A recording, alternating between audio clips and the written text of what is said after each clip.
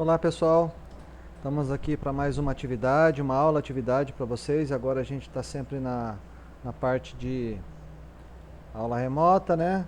Quem precisar de mim pode me chamar no privado, tá? Pelo WhatsApp, que a gente vai estar esclarecendo alguma dúvida que ficar aí, ok? E a gente começa a aula de atividade de hoje. Eu vou também deixar essa atividade no Classroom como a última atividade que eu considero mais teórica, vamos dizer assim, para a disciplina de vocês, tá? Eu vou deixar no final dessa atividade, que é uma atividade bem curta, que a gente já comentou alguma coisa na última aula presencial, e eu fiquei de mandar esse segundo texto para vocês, mas aí na hora que eu abri a atividade 3, eu vi, no caso dessa atividade 3, considerada atividade 3, eu vi que o texto que eu tinha começado a falar tem muita relação com esse texto daqui de hoje, então eu não mandei, fica por essa atividade 3 mesmo, atividade 2 fica por aquele texto que a gente viu na aula presencial, juntamente com aquele vídeo, né, que eu deixei lá no link da atividade, e está na Classroom também, vocês podem baixar lá e não vão ter dificuldade nenhuma para fazer, beleza? Vamos ser prático, rápido, objetivo, pessoal, sem enrolação, para a gente começar logo para terminar logo e aprender mais as coisas mais claras e mais objetivas, que é o que importa na nossa disciplina. Ainda falando sobre layout, e o layout também vai ser o tema de um videozinho que eu vou deixar aqui por último, depois que a gente terminar esse conteúdo aqui, tá? Um videozinho de 3 minutos, continuando esse vídeo que eu estou passando aqui para vocês, vamos ver se vai dar tudo correto aqui. Eu continuo falando sobre layout, que é uma das coisas principais da nossa disciplina, planejamento de fábrica e plantas industriais, ou layout de fábrica, né? Tem uma parte prática que é muito interessante na nossa disciplina e a gente vai trabalhar isso, tá? Então, segundo o autor Correia, definem layout como sendo uma maneira segundo a qual se encontram dispostos fisicamente os recursos que ocupam espaço dentro das instalações de uma operação. Levando esse conceito para as empresas, o autor Paranhos, né, destaca que o layout é muito importante para a produtividade, pois os fluxos dos processos podem ser otimizados ou prejudicados em função da distribuição física dos equipamentos. Segundo esse terceiro autor aqui, de nome russo, sei lá o que, os layouts afetam não apenas o fluxo de trabalho entre os processos em uma instalação, mas também os processos em outros lugares em uma cadeia de valor. Eu comentei isso em outra sala de aula, né? Se o almoxarifado não estiver bem organizado, ele atrapalha o restante da indústria. E assim por diante. A indústria não estiver bem organizada, atrapalha a sequência da saída, do carregamento, ou da expedição de algum outro local, certo? Isto posto, as decisões para se obter o melhor posicionamento das máquinas devem ser tomadas levando em consideração seus efeitos sobre toda a cadeia de valor, tá? Da mesma forma em setor que não há máquina, tá? Como é o caso de muitas vezes do almoxarifado, né? A disposição de como é guardado as coisas, armazenado no almoxarifado, faz toda a diferença.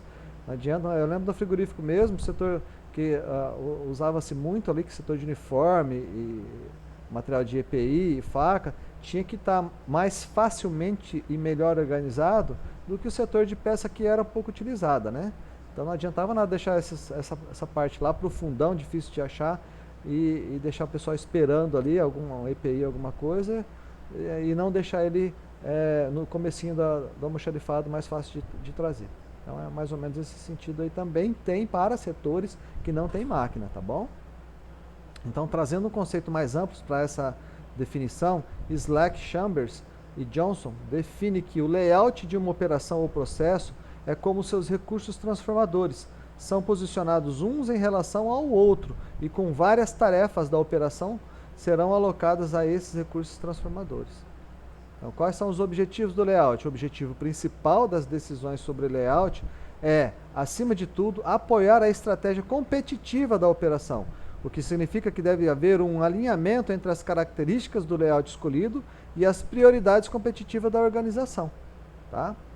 Para Kessel, o objetivo do layout é combinar a força de trabalho com as características físicas de uma indústria, máquinas, redes de serviços e equipamentos de transporte, de tal modo que seja alcançado o maior volume possível de produtos manufaturados ou serviços. Esses produtos ou serviços deverão acrescentar um nível de qualidade compatível sendo utilizado para tanto um baixo volume de recursos. Já segundo Oliveira, ao desenvolver um layout, alguns aspectos merecem destaque, deve-se levar em consideração, e são eles, né? As considerações que devem ser levadas na hora que for desenvolver um layout, tá, pessoal? Transformar o fluxo de trabalho de forma eficiente, reduzir a fadiga do funcionário durante a realização da tarefa, melhorar a utilização do espaço disponível da empresa, proporcionar um fluxo de comunicações entre as unidades da organização de maneira eficiente, efetiva e eficaz, proporcionar um clima de trabalho favorável, aumentando a produtividade. E já para esse segundo autor, o Hessel, os principais objetivos de um layout são minimizar o investimento no equipamento, minimizar o tempo de produção, utilizar o espaço existente de forma mais eficiente possível, providenciar ao operador um posto de trabalho seguro e confortável, flexibilizar as operações, diminuir o custo do tratamento do material, reduzir a variação dos tipos de equipamentos de tratamento do material, melhorar o processo de produção e melhorar a estrutura da empresa. Então, gente, olha, são duas coisas distintas aqui. A gente viu primeiro o que deve ser levado em consideração na hora de desenvolver um layout, tá? Que são esses itens aqui. Eu vou até marcar aqui e vou salvar aqui para vocês, até marcar a cor aqui, uma cor diferente aqui, para que não haja sombra de dúvidas.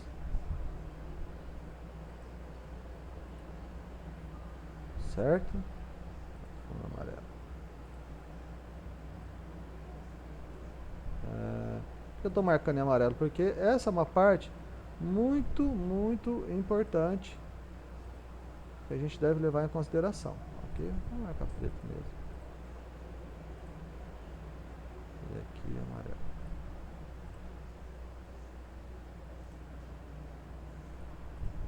Aqui já é outro assunto, tá? Isso é importante. Aqui a gente já está falando dos objetivos do layout. Quais são os objetivos do layout, né? Então, vou marcar tudo aqui.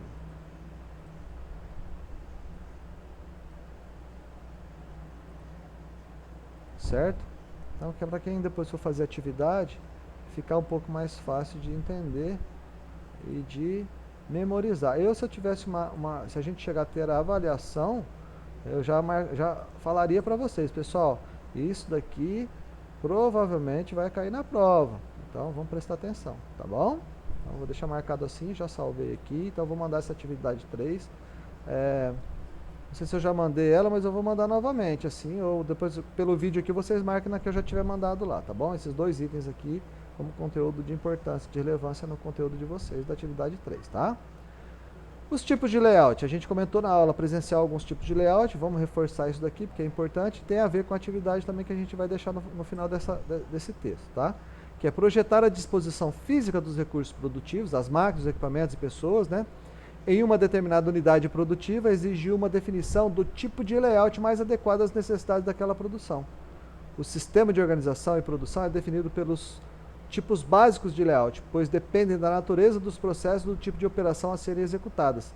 Segundo Neumann e Scalice, atualmente existem 5 tipos principais de layout a serem classificados, os quais serão citados abaixo. Layout posicional, por produto, por processo, layout celular e o misto. Lembra, na aula presencial que a gente falou do exemplo lá, se você vai construir algo que você é uma linha de produção fixa, você pode ter as máquinas sempre naquele sentido ali. Agora, se o objeto de produção que você vai produzir é algo muito grande, como um avião ou um navio, alguma coisa nesse sentido, o layout de produção de fábrica já é outro, provavelmente o celular ou de processo, né?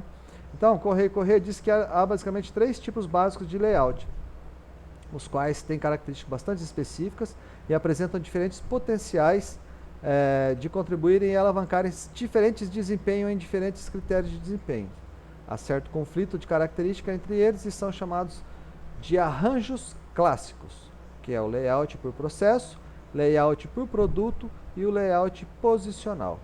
Contudo, há também outros tipos de layout, também chamados híbridos ou mistos, que procuram, de certa forma, aliar características de 2 ou mais layouts clássicos para dois tipos de layouts clássicos, né? Por exemplo, a gente pega um layout por processo, mais um de produto, e acaba formando um layout híbrido, né? Para Noruma, o mais usual deles é o layout misto, porque volta e meia a gente tem dois tipos de layout misturado mesmo, pessoal. Então, nessa aula de hoje, o que vai ficar de atividade para vocês é uma pesquisa, tá? Ó, com base nos conhecimentos adquiridos na aula de hoje, no conteúdo acima, com certeza no conteúdo que a gente viu na aula presencial também, tá?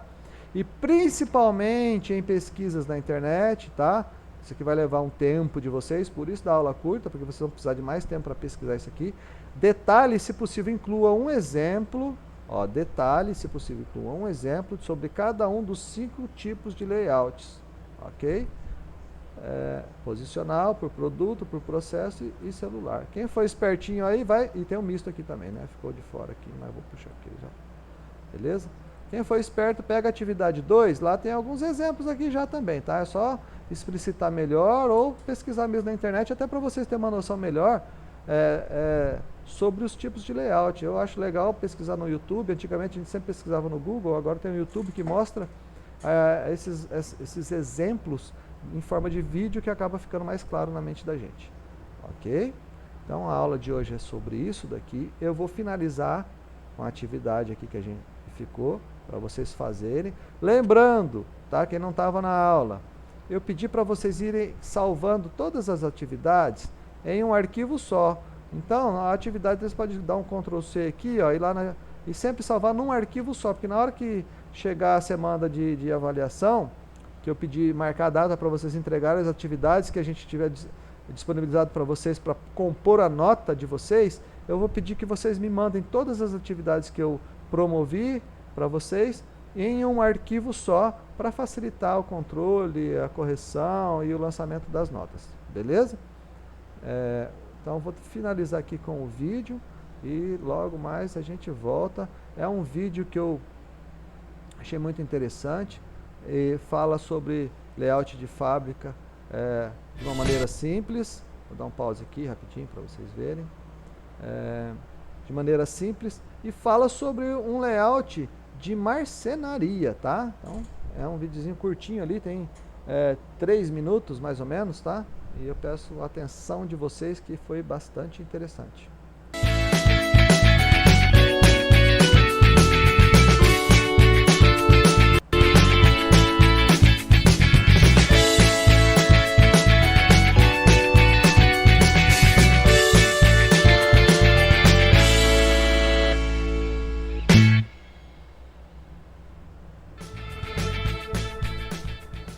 À medida que Pedro evolui nos estudos, começa a entender o que é preciso fazer para levar a marcenaria a um padrão de excelência.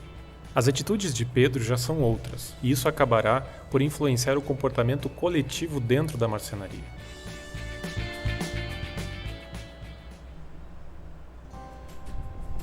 Cada vez mais, Pedro se sente incomodado com a bagunça na marcenaria.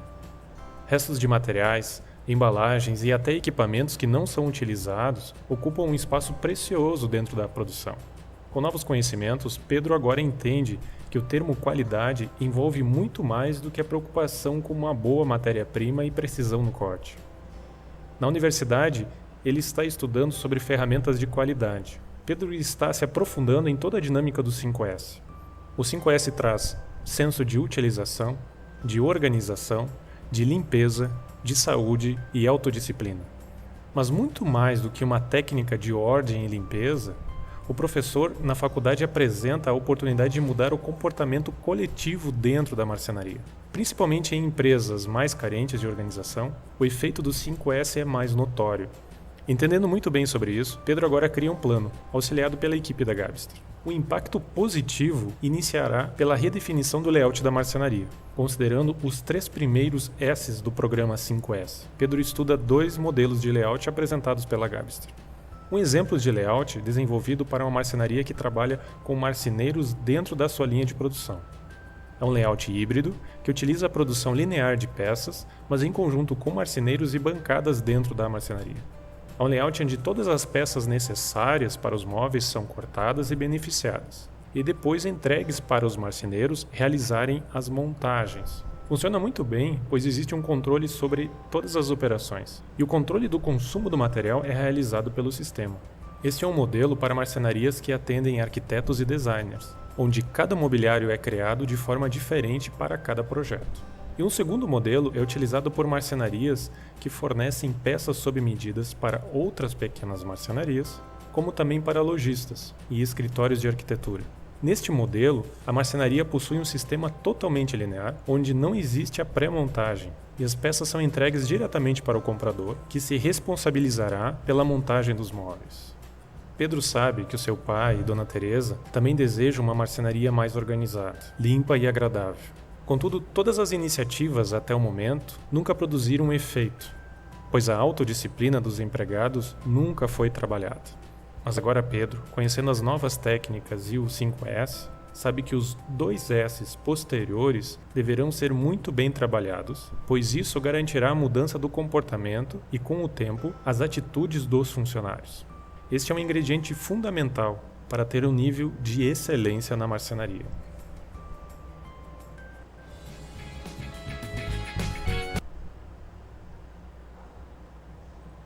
Legal, pessoal, era isso a aula de hoje. Vou disponibilizar ela no Classroom daqui a pouco no YouTube da Finan, tá? Para vocês baixarem, assistirem um momento mais adequado de vocês, e a gente fica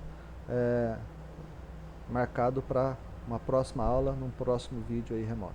Um abraço a todos e até a próxima. Tchau, tchau.